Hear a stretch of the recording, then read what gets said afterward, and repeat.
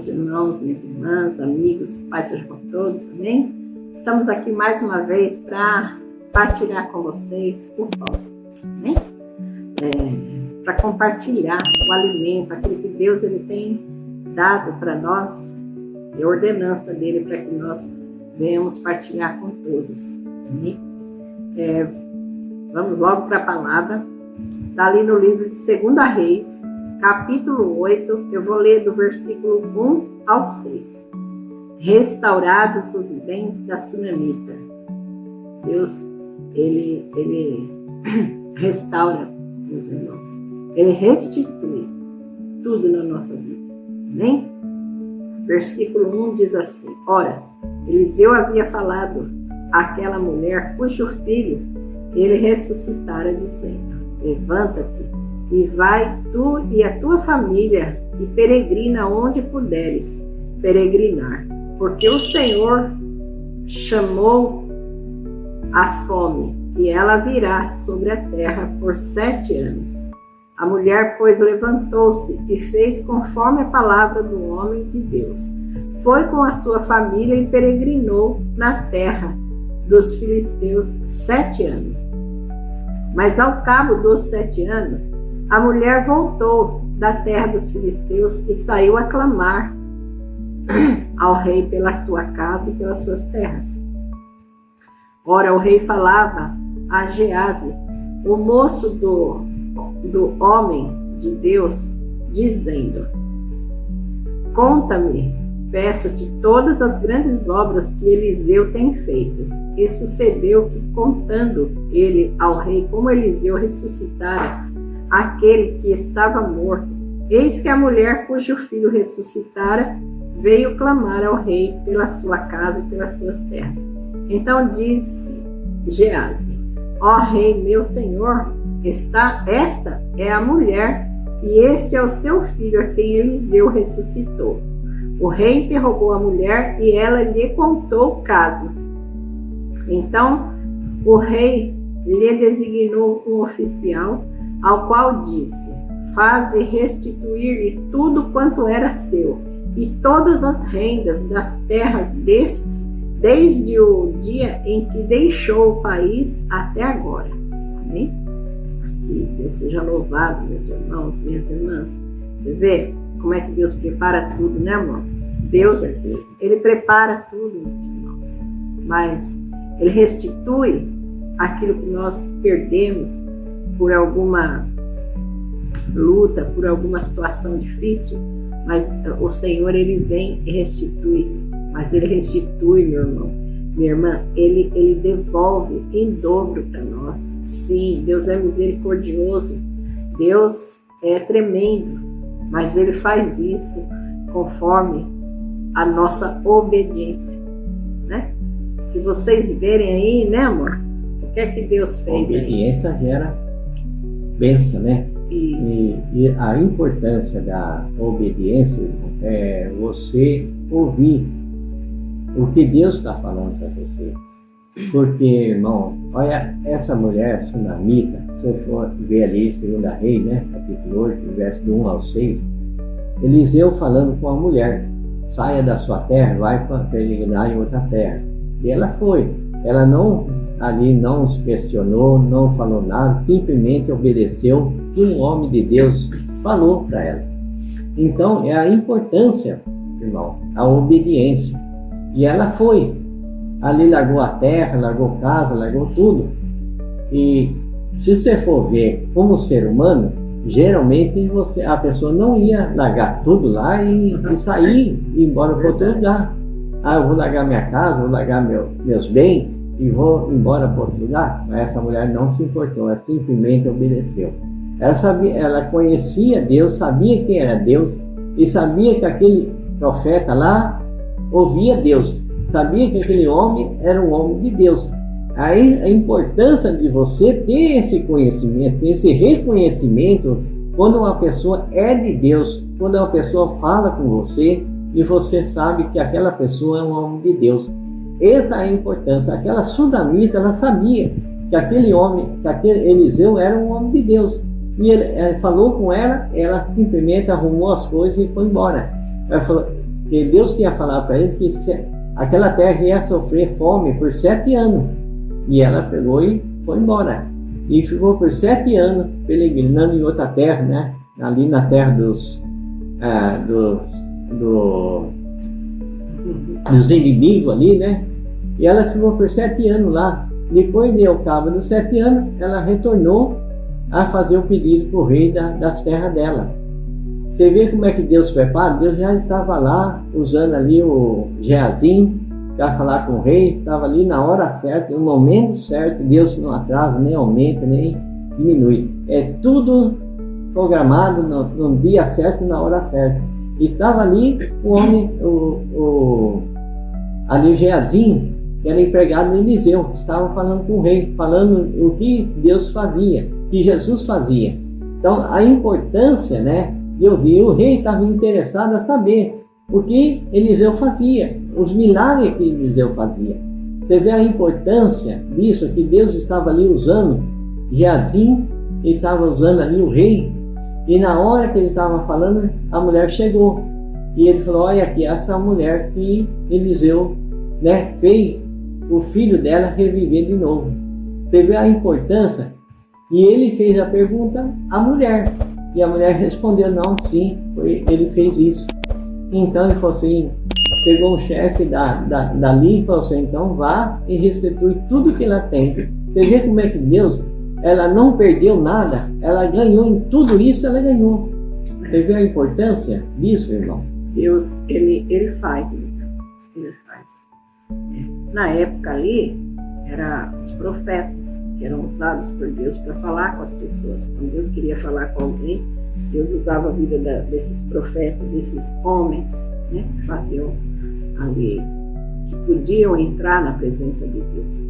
Naquela época, as pessoas em pecado, as pessoas não podiam simplesmente se colocar na presença de Deus, como nós hoje temos o privilégio.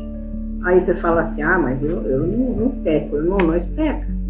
Eu peco, você peca, meu marido, meu filho, todo o tempo a gente está errando, a gente está cometendo erros gravíssimos, pecados, e a gente tem o privilégio de ainda assim se colocar na presença de Deus. No passado seríamos mortos por isso. Hoje não. Hoje nós temos a liberdade do poder que há no nome de Jesus. Nós oramos a Deus em nome de Jesus e assim Jesus, ele é o nosso mediador. Segundo a palavra de Deus, existe um só mediador entre o homem e Deus, e é Jesus hoje, né? Hoje não existe outro.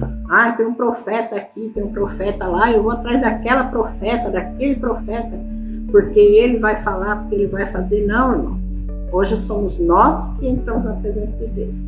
Nós entramos na presença de Deus pelo poder do nome de Jesus. E hoje nós temos o Espírito Santo de Deus que nos ajuda, que nos conduz também na oração, que nos leva adiante do Pai, né?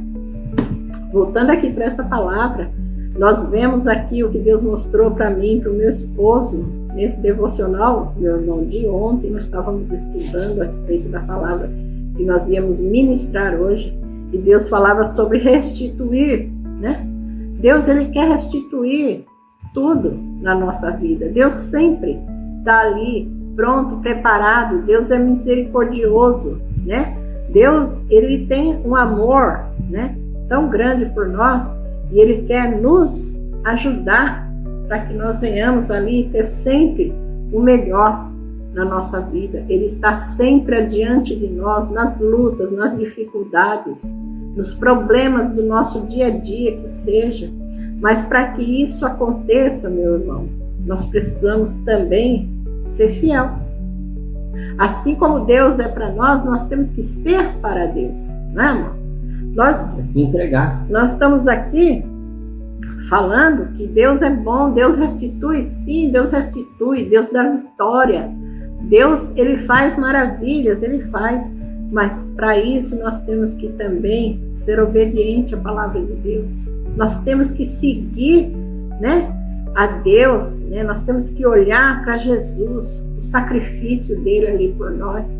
Nós vemos ali que essa sunamita, antes, Ela conheceu ali esse servo de Deus no passado, e ela via que ele era um homem de Deus realmente. O que ela fez? Ela foi e fez um quarto para ele, quando passasse pelas terras dela, para que ele tivesse um lugar para repousar, para descansar, né? Para ficar fora do sol, do frio.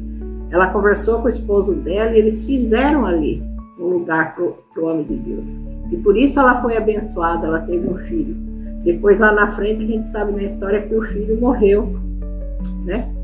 E ela fez o quê, meus irmãos? Ela não contou para todo mundo: meu filho morreu. Ela não saiu gritando, ela não saiu chorando. Ela foi atrás do homem de Deus.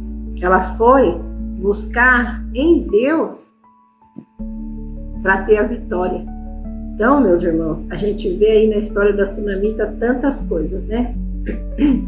E nós vemos assim, a obediência. Obediência nos leva a ser abençoados. A obediência, a nossa fidelidade com a palavra de Deus, com Deus, nos leva a estarmos o quê? A estarmos ali debaixo da vontade de Deus, no centro da vontade de Deus. E isso nos favorece, faz com que Deus ele possa nos abençoar. Então vou obedecer a Deus em tudo, não vou passar por luta? Vai. Todos os servos de Deus na Bíblia, irmãos, só se você não lê a Bíblia para não saber. Porque todos os servos de Deus ali passavam por luta, por situações difíceis, né? A gente vê ali a história de Paulo e Silas, foi fazer a obra numa cidade que Deus levou eles, né? O Espírito Santo levou eles ali, e ali o que aconteceu? Eles foram presos, levaram chicotadas, não lembro se 29, 30 ou 40 chicotadas, e depois foram levados à prisão, acorrentados. Mas por quê, irmãos? Porque Deus tinha propósito naquela prisão. Deus, ele sabia o que ele tinha que fazer. Deus tinha salvação para vidas ali naquela prisão. Se você ler a história, meu irmão, se você ali prestar atenção, você vai ver ali, Paulo e Silas passaram por luta, passaram por dificuldades, sim, sofreram, mas eles não murmuraram, eles não choraram, eles não brigaram com Deus, eles não falaram: Deus, cadê você? Você não existe, onde você está nessa situação? Não, eles adoraram a Deus com louvores, né, amor? Com certeza. E eles oravam. Eles oravam. Adorando a Deus. Eles olharam um para o outro e falaram: vamos orar, vamos buscar a presença de Deus. Eu estou com dor, eu estou sofrendo, mas eu vou orar, né, meu irmão? Hoje a gente vê assim, eu estou falando por mim mesmo, pelo meu marido. Quantas vezes a gente se pega abatido por alguma luta, alguma situação difícil, que a gente passa algum problema, e a gente, a primeira coisa que vem no coração: não vou orar, estou cansada, para que eu vou orar, né? Tem um ditado popular aí que fala, né? Quanto mais eu rezo, mais assombração aparece. Não é não, irmão. Quanto mais a gente ora, mais Deus nos usa. Quanto mais a gente busca a Deus, mais Deus, ele nos dá força para caminhar em meio às dificuldades, para atravessar os mares, para, sabe, derrubar as muralhas. Vê ali o povo de Jericó, né? Quem que levou o povo ali? Foi o homem de Deus? Foi. Mas Deus estava à frente de tudo. Deus é quem fazia todas as coisas. E foi em obediência que o povo recebeu a vitória naquela guerra. Né, amor? Era uma guerra. Com certeza. E eles estavam indo para a guerra porque eles sabiam que era Deus que ia derrubar aquelas muralhas. Meus irmãos, se você ler a história ali, você vai ver que a muralha de Jericó era uma coisa imensa. Enorme, 60 metros. Enorme. Tanto de diâmetro, como a própria muralha em si era toda de pedra e tinha 60 metros de largura, diz a palavra. Tanto que as casas eram feitas dentro da muralha, né? A casa de Raabe, a prostituta, era dentro da muralha. Tanto que os espias conseguiram sair da cidade de Jericó como? Pela janela do quarto dela. Por quê? Porque dava do lado de fora da muralha. Então, assim, aquele povo, eles venceram, mas não foi eles que derrubaram a muralha, foi Deus, foi o poder de Deus, através da obediência deles, que fez com que as muralhas caíssem todas para o chão. E Deus falou, quando as muralhas, eu vou derrubar as muralhas. E quando eu derrubar, cada um entre na onde a muralha caiu ali na sua frente. E assim eles entraram naquela terra, irmãos. Mas foi com muita oração, foi com muita obediência, foi com muito clamor, né? Eles estavam ali, meus irmãos, sendo obedientes a Deus. Os homens de dentro, aquele povo, né, amor? O que eles faziam? Eles viam o povo lá de Deus, os israelitas rodeando a muralha, tocando trombeta, né? E marchando. E eles davam risada, irmãos. Eles davam risada. Eles falavam, olha, o que eles acham que vão fazer? Tocando trombeta? O que eles pensam que eles vão fazer? Né? Com essa atitude deles. Mas eles estavam ali em obediência a Deus, meus irmãos. Às vezes as pessoas riem de nós. Sim, as pessoas riem de mim, do meu marido. Acham, olha, o que vai resolver esses videozinhos de 20, 15 minutos, meia hora? Quem eles vão alcançar? Nós vamos alcançar, meus irmãos. Sabe por quê? Porque nós estamos aqui em obediência a Deus, meu querido, minha querida. Porque Deus, Ele falou para nós, vai, porque eu estou adiante de vocês. E sou eu que vou fazer. Então nós estamos aqui hoje, em obediência a Deus. E eu creio no poder que há no nome de Jesus. Eu creio que Jesus, Ele está adiante de tudo isso. Esses vídeos, meu irmão, esse vídeo está alcançando você, minha irmã, hoje, para alertar vocês, obedeçam a Deus. Olha, Jesus está voltando. Essa é a palavra que Deus, Ele nunca deixa a gente faltar com isso. Ele fala, alerta, avisa. Vocês estão aí para falar da minha volta. Eu estou voltando. Eu preciso que vocês divulguem isso. Para isso nós estamos aqui. Nós não estamos aqui para aparecer, para ficar famoso. Ai, agora eu sou youtuber. Não, meus irmãos, nós estamos aqui para ministrar a palavra do Senhor. Sim, para falar, eu sou uma ministra da palavra. Deus me deu essa ordenança, eu e meu esposo. Nosso filho é o editor desses vídeos, porque é ordenança de Deus para falar da volta de Jesus. Meus irmãos, vocês chegaram nesse vídeo agora, minhas irmãs, porque Deus está cobrando vocês. Para Deus está mandando vocês, olha, fiquem prontos, façam a minha obra, se preparem, se coloquem na minha presença em obediência, ouçam o que eu estou falando. Aqui não é irmã Lília, não é irmão Jesus, não é pastor, o pastor, não. Meus irmãos, nós somos sim missionários, nós estamos aqui para ministrar a palavra do Senhor, sim. Nós somos levantados por Ele para levar essa palavra até você. Quem vai levar essa palavra até você não é nem o YouTube, não, meus irmãos. É o Espírito Santo de Deus. É Ele que vai fazer esse vídeo chegar até você e vai falar, olha, você quer que eu restitua? Como que eu vou restituir se você não obedece, se você não faz o que eu estou mandando?